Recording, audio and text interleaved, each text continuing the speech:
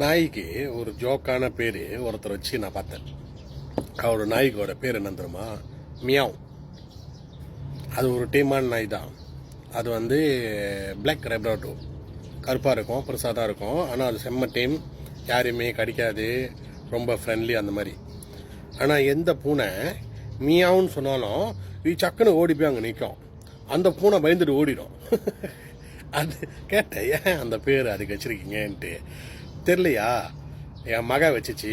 இப்போ நாய்க்கு பேர் வைக்க சொன்னேன், மியாவுன்னு வச்சிருச்சு.